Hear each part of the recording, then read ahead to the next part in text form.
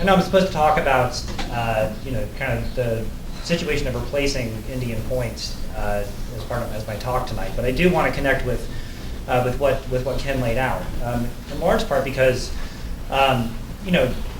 Entergy really tries to scare people into thinking that the closure of Indian Point is not just going to cause blackouts and power shortages throughout the downstate region, but also they try to sort of they actually try to do a lot of race baiting around the closure of Indian Point, and characterizing the closure of Indian Point as some potential environmental justice disaster. And this is one of the most disgusting things that they could possibly do, because in fact nuclear power is an environmental justice disaster from start to finish, and the Church Rock disaster is one of the clearest sort of examples of that. But even when mill tailings dams are not collapsing and and releasing millions of gallons of radioactive waste into the downstream, the source of that disaster is the mining and processing of uranium that goes into fueling these nuclear power plants. And as I think a lot of people who are activists around Indian Point are aware, we have 1,200 tons of high-level nuclear waste sitting on site at Indian Point, which is a tremendously dangerous situation. This is the longest-lived, most poisonous waste that exists, that mankind's ever produced. But and it's also flammable and vulnerable to catching fire in the case of a fuel pool accident. But the thing that people don't realize is that to produce every single pound of fuel that goes into a reactor creates thousands of pounds of waste before it even gets there. And so, in order to produce that 1,200 tons of nuclear waste that's sitting at Indian Point, it actually required the creation of 5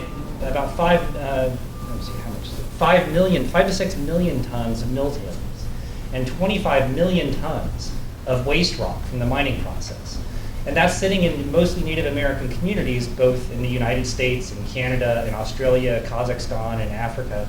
That is an environmental disaster that's just completely untold, and poisoning those communities.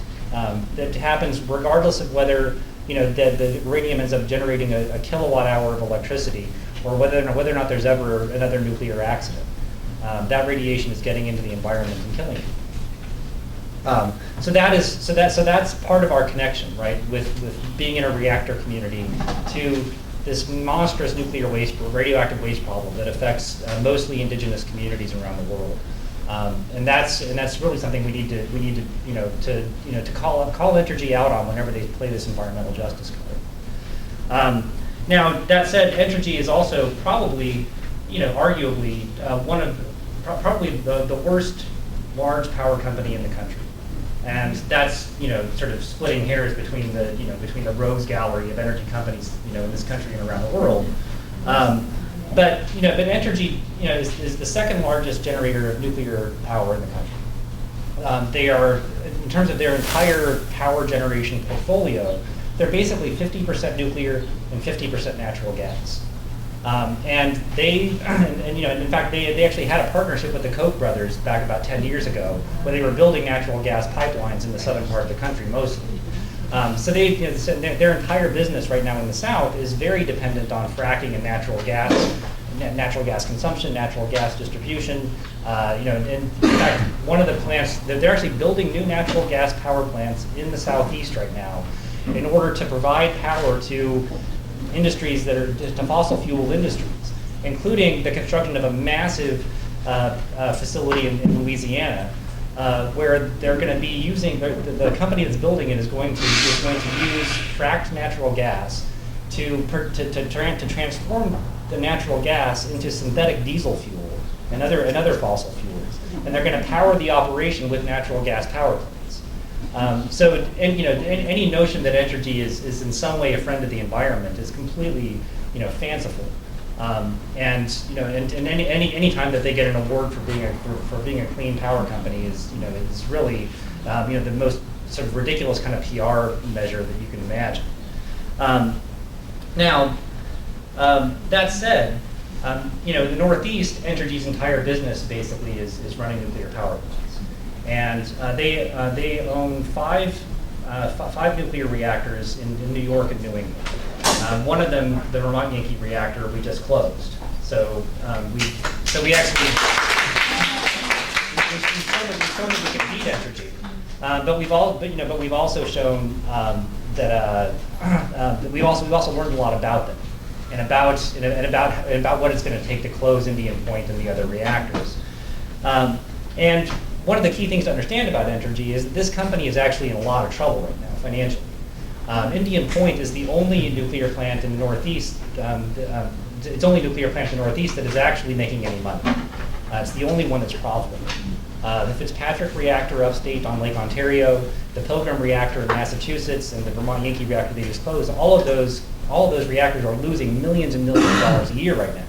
And so Indian Point is, the profits they're making at Indian Point are the only thing keeping those other reactors in business. And so if we close Indian Point, it's actually going to be a domino effect in closing other reactors that Entergy owns in the region. So this is part of why they're fighting so hard to keep this plant going, is because the future of their whole sort of Northeast business is dependent on this one plant. And so that's why they're fighting lawsuits against the state so hard, and they're under a lot of pressure because of that. That said, the fact that Indian Point is supporting these other unprofitable plants is an incredibly serious safety issue, because there's tremendous pressure on Entergy right now to cut costs. By postponing maintenance, by expediting the rate at which they refuel their reactors, all these things. And in fact, what we're seeing right now at Indian Point is a real sign of this, because even though the plant as a whole is profitable, Indian Point 3 has had 4 unplanned shutdowns in the last 2 months, just weeks after completing a refueling outage, which is when they're supposed to do all their maintenance, or at least a very large portion of their maintenance. Now they did that refueling outage in 23 days, which is an incredibly fast rate. I mean, it used to be, Paul knows this, they used to plan to do refueling outages that took 2 months. A lot longer than that, maybe. And a lot longer than that. Now the industry is under so much pressure to keep reactors running and make money at all costs that Entergy is now pushing their reactors into refueling outages where they're basically, you've got to wonder what they're actually doing when they're doing them that quickly. And with this series of equipment failures at Indian Point 3 in the last several weeks, it's clear that they've actually been rushing a lot of things and doing maintenance at the plant, which again presents a really serious safety issue. Now that said, the reason that Entergy is in so much trouble financially, and this is true industry-wide actually, is that nuclear power plants are getting older across the country. The average age of a nuclear reactor in the U.S. right now is over 35 years. They were originally only licensed, originally the first ones were only licensed for 30 years. They then extended that to 40 years, which is why the issue of relicensing Indian Point has come up. And now you have over 10 reactors in the country that are over 40 years old, including Indian Point 2. And what the industry is finding is that actually the cost of operating reactors as they get older goes up dramatically. As they need to be replacing equipment and doing more maintenance, the cost of these things is going up very, very quickly. And we actually project that at the rate at which the cost of operating nuclear reactors is going up over the last several years, probably half the reactors in the country could be unprofitable by 2020, within a few years from now. At the same time, the costs for the industry are going up. The cost of electricity has actually been going down pretty precipitously for several years, and people give a lot of credit to fracking and natural gas for that. But in fact, what the nuclear industry understands very clearly is that the long-term prospects for nuclear power and fossil fuels as well is that the real threat to their business going forward is energy efficiency and renewables, because the cost of efficiency in renewables is going down so dramatically that in fact I have real serious questions about if it weren't for efficiency especially and renewables, whether the impact of fracking on energy prices would have been as serious as people claim it is.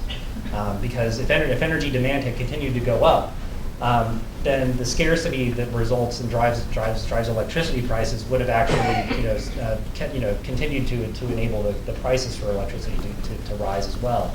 which means that, which would have been great for nuclear power.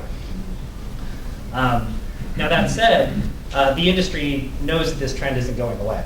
And so the nuclear industry is actually sort of undertaking a nationwide campaign right now to change energy policy at the state and the national and at the state level.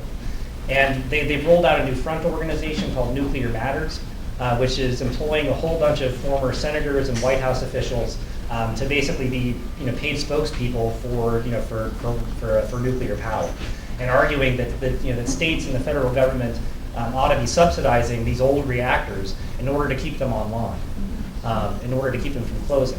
And they're undertaking some really dramatic campaigns right now. The state of Illinois, Exelon, which also operates nuclear reactors in New York, has basically held renewable energy legislation in Illinois hostage for the last 2 years, threatening to close 5 reactors in the state.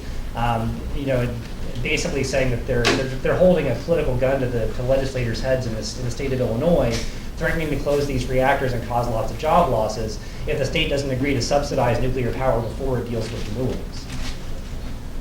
And so in New York, actually, Exelon is also trying to get a bailout from Rochester Gas and Electric to keep the Ginna reactor that Ken mentioned from going out of business. And what we found in the course of fighting this bailout proposal by Exelon is that in fact the reactor is not needed at all, and actually could be replaced with renewables and efficiency for cheaper than the cost of subsidizing this old nuclear plant to keep going. And we've actually made some headway with getting the state to start to recognize that fact.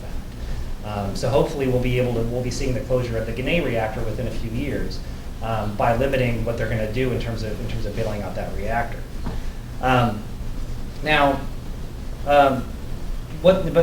Essentially what the industry is trying to do right now to solve this economic problem we have is essentially a 3-part strategy.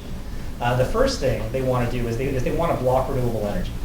And so so Exelon is not only the biggest generator of nuclear power in the country, they're also one of the most vociferous lobbyists against wind power. And they've been helping to keep the federal incentives for wind power from being renewed for the last several years, which has actually led the American Wind Energy Association to kick Exelon out of the association a couple of years ago, which was the first time that's ever happened.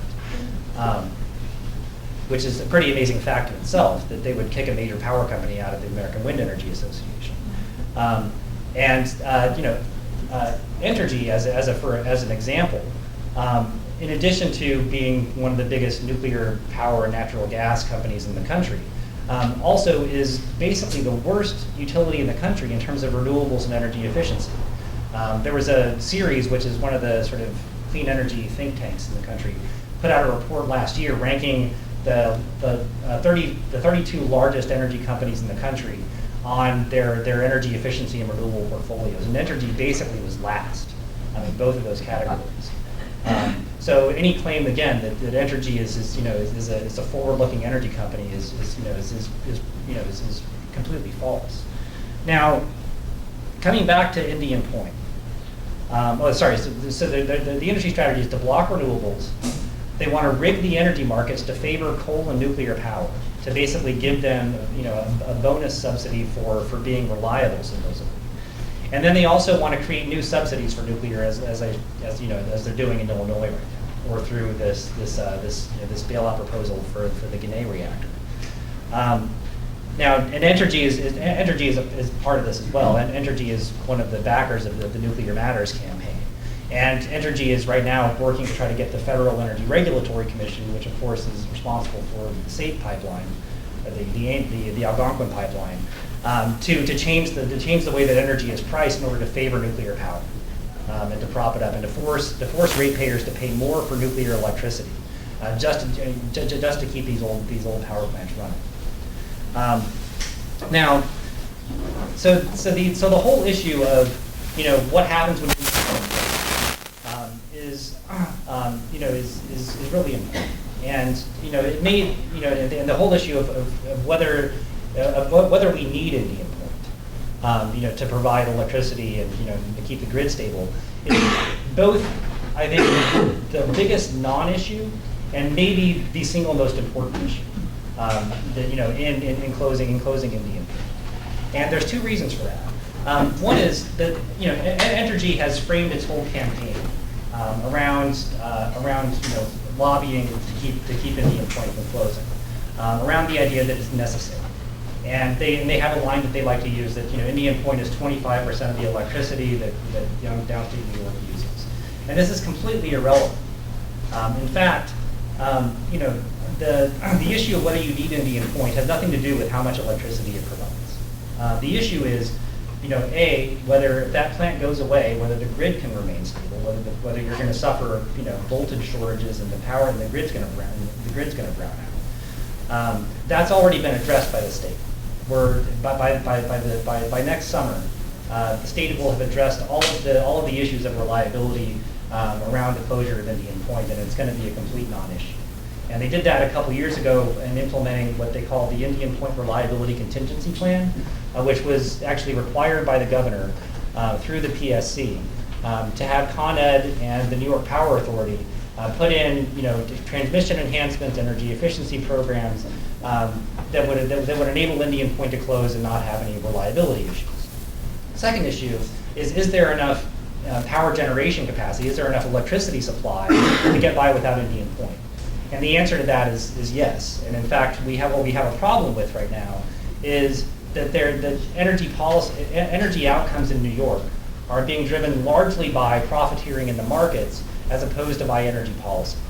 And so right now we have a tremendous number of power generation, power plant proposals being built or being planned that are first of all way more than what it would take to replace Indian Point, and also are mostly unnecessary themselves. And so the fact of the matter is that Indian Point could close on schedule at the end of this year, and there wouldn't be any there would be no danger of electricity shortages, of price increases, all of that stuff is already being addressed. Now I think the question that we have as environmentalists and people concerned about the environment, as well as the economy and jobs and environmental justice and whatnot, is how is it going to be replaced? Right now, Indian Point generates a tremendous amount of electricity. If it goes offline, that means that other power plants, other sources of power generation are going to operate more as a result of Indian Point going offline. And the fact of the matter is that it's also completely feasible under existing state energy programs, without much tinkering, to be able to replace all of Indian Point's electricity with renewable energy and efficiency within 7 years. And that was actually done in a study that Riverkeeper and the Natural Resources Defense Council commissioned 3 years ago that specifically looked at that question. And what they did a very conservative analysis that basically looked at what could be done under existing state energy programs with very little tinkering, and they found that it's completely feasible to increase the amount of energy efficiency and the amount of renewable energy in the region that could serve downstate New York by 2022. And the thing is that actually a lot of this is already starting to happen. New York State is lagging in terms of deploying enough renewable energy to meet its renewable energy standard. But in fact, there's lots of renewable energy and efficiency being installed in New York and even the downstate region right now. The problem is that none of it gets counted as replacing Indian Point. So there's people are putting up more solar power in New York City right now. They're doing it in the Hudson Valley. Con Ed is doing over 100 megawatts of energy efficiency in New York City, but almost none of that gets counted. Gets sort of put on a ledger as contributing towards replacing Indian Point. And so I think what we really need to do, and this is I think that the New York City Council resolution calling for closure is going to set the stage for, is actually coming up with a plan specifically showing how we're going to replace Indian Point with renewables and efficiency. And in fact, we know this can be done because in fact, Seoul, South Korea has already done it after Fukushima. The mayor of Seoul recognized the threat that nuclear power plants in South Korea pose to the people of Seoul and the rest of South Korea. And they brought together a team of international energy experts, including Amory Lovins and others, to come up with what they called the One Less Nuclear Power Plant plan. And their goal was from 2012 to 2014 to replace as much energy as a nuclear reactor in South Korea produces with renewable energy and efficiency, to basically start weaning the city of Seoul, South Korea off of nuclear power. And in fact, they did it not just in 2 years, they did it in a year and a half. And now they're going on to phase 2, which is to do 2 more reactors worth of electricity by 2020.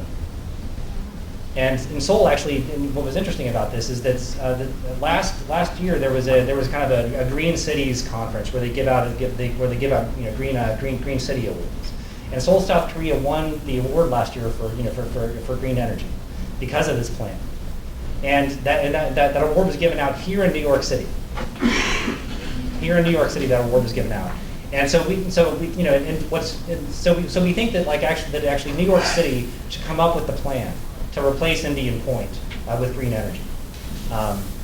And what that would do is it would undercut how much electricity the electricity need for Indian Point, but it would also bring the price of energy down and take a hit on Entergy's bottom line. It would decrease the profitability of Indian Point to start replacing all the electricity with cheaper forms of energy.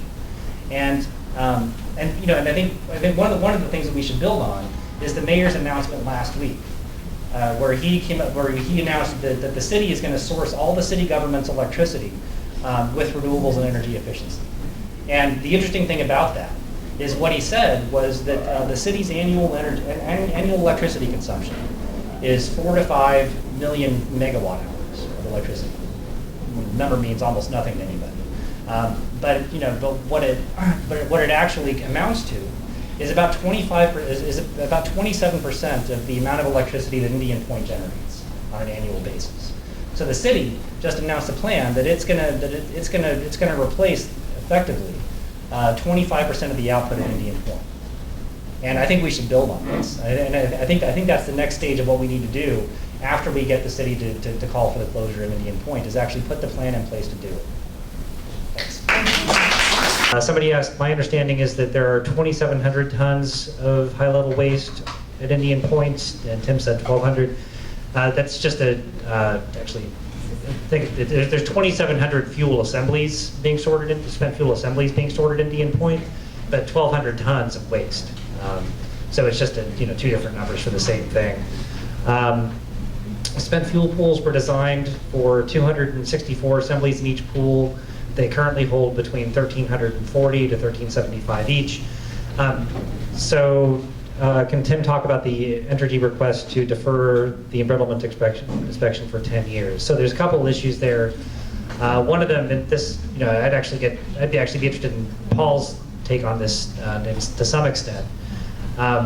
The spent fuel pools of reactors. So the irradiated fuel, when it comes out of the reactor every 2 years, is 1 million times more radioactive than when it went in.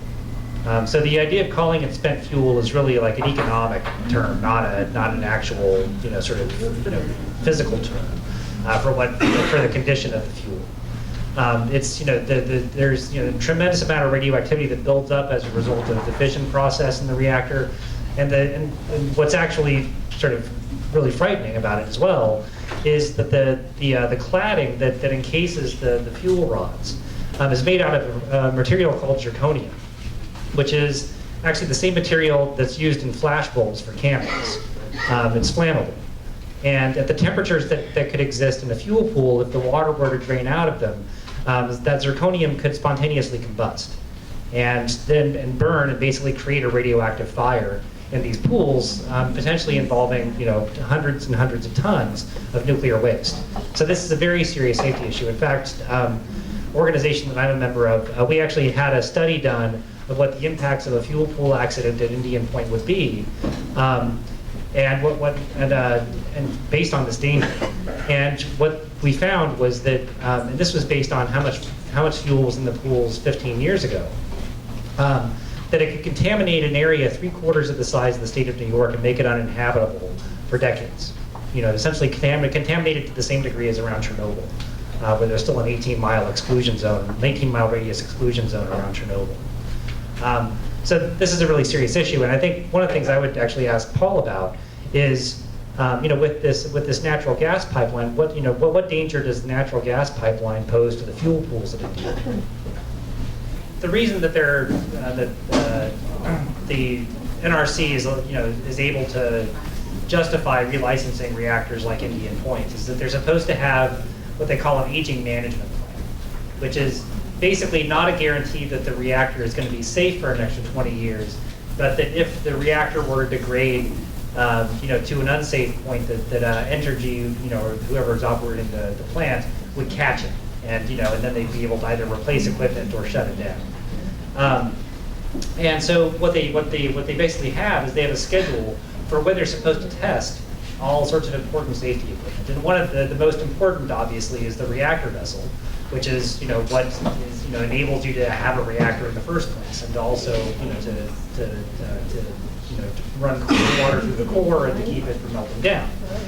And as Paul mentioned, the reactor vessel is constantly bombarded with incredible amounts of radiation from the chain reaction happening in the core, and the metal gets fatigued and actually and more brittle as time goes on because of defects that develop within the metal of this incredibly large, thick, heavy piece of equipment. So every 10 years, they're supposed to do an inspection of the reactor vessel to test how brittle it is, and they're supposed to stay within certain standards. And what they did because they don't want to, for some reason, take an actual sample of the metal from the actual reactor vessel, when they began operating the plants, they included samples of metal from the same batch that the reactor was made of inside, sort of positioned inside the reactor vessel, so that they can take them out. They were supposed to be able to take them out and test them, at these different intervals. Now, Entergy now says that it doesn't have enough of these samples left, these coupons, to be able to continue testing until until 2035 or 2033 when Indian Point 2 is supposed to close, if it gets relicensed. So what they've asked the NRC for is a license amendment, exempting them from doing the test they're supposed to do now, to do it in 10 years. Is that because they're talking about extending the license beyond 40 years, so and does the implication mean that all around the country, many reactors are not going to have the samples available as they all age, and 2/3 of the nuclear plants in the country have been relicensed? Yeah, that's exactly what's happening. And the incredible hypocrisy of this is that Entergy is supposed to show that they have an aging management plan in order to get relicensed, and that's actually one of the issues that's being litigated by the state of Riverkeeper, is whether their aging management plan is adequate. And at the same time, the NRC is reviewing this relicensing application, in which this is one of the central issues. Entergy is seeking to postpone safety inspections for 10 years. So in fact, what aging management program they have, they're already undermining at the same time they're trying to get this plan relicensed. It's an amazing bit of hypocrisy.